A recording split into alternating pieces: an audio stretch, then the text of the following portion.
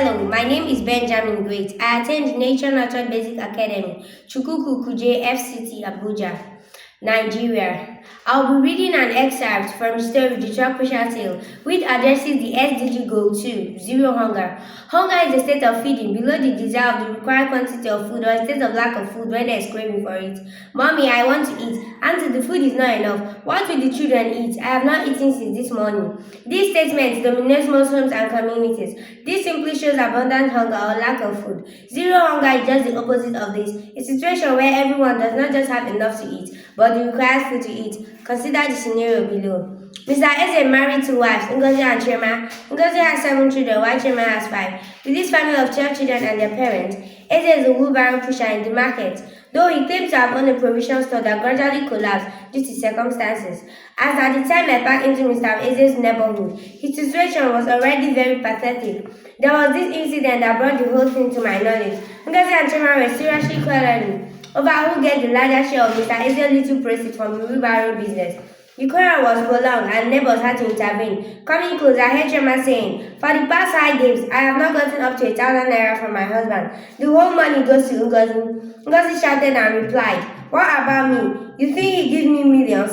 Tell us the truth. He gives you all the money. If it is the 500 or 600 he gives to everyone you want to die for, go and die." While the drama was going on, I took time to observe Mr. Eze's children. They were all looking unfed and sick. Chairman's last 3 children of age 2, 4, and 5 were gathered around a cup of gari, fighting themselves as well. Ngozi's children were lying helplessly. You don't need anyone to tell you they have not gotten anything to eat. As the women argued with each other, their children dragged them from outside. These frustrated women beat the children in anger. It took a long time to console the dejected children and calm the frustrated women. Eventually, I was able to ask what the issue is. My husband came and gave her all the money and went away. This is what has always happened in this house. The other woman said, "The only problem here is that I don't know what she and my husband do with all the money he makes.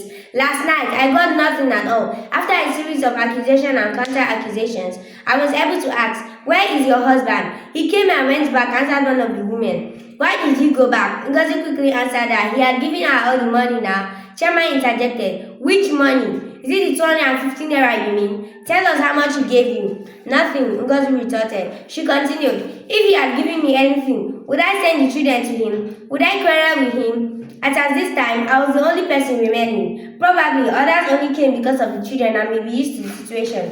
I was actually patient to see if Mr. Eze would come back to meet me in his house. After I could calm the quarrel, it was now until 30 minutes, he entered the house as though he was waiting for the quarrel to be over.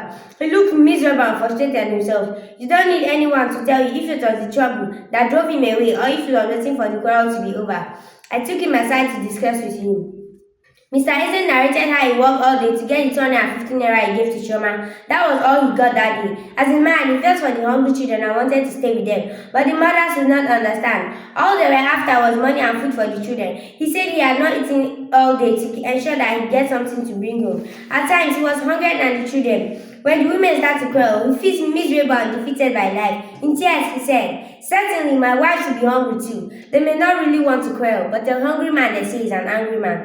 Mr. Eze told me this is the situation he has been in for the past 3 days. When he told me how much he owed just to make sure his family fed, I was surprised. He narrated the harassment he had received from creditors who deal on foodstuff. Matters get worse when they refuse to sell to him on credit. The worst part of the story was the deficiency they continually suffer as a result of malnutrition. Sadly, those who refuse to help his children feed well will pay their hospital bills and buy drugs for their children. When they try to focus on the children, the other responsibilities like house rent comes up. He doesn't even talk about school because that will mean his family will not eat for weeks. I was able to listen to Mr. Eze because I was not new to such. While in school, we have classmates that always feed on gari and nothing else. Some steal others' food to survive. Others break down before exams. Others during exams. Some fall sick and get hospitalized. A very pathetic situation is when very intelligent students fall victim to hunger.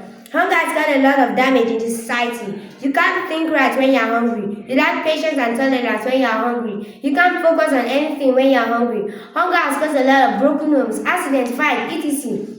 Hunger has wrecked a lot of potential and even caused death. I hereby call on the government to look into this issue, suggesting that jobs should be created, agriculture invested on for more food, and hard work should be appreciated and rewarded. Looking at the Sustainable Development Goal SDG 2, Zero Hunger, the story The Tropical Tale portrays the state of being of people suffering in hunger. With the case of Mr. Eze, he could not feed his family. The children either could not go to school, and his family suffered from malnutrition. I hereby call on the government to look into this issue, suggesting that jobs should be created. Thank you.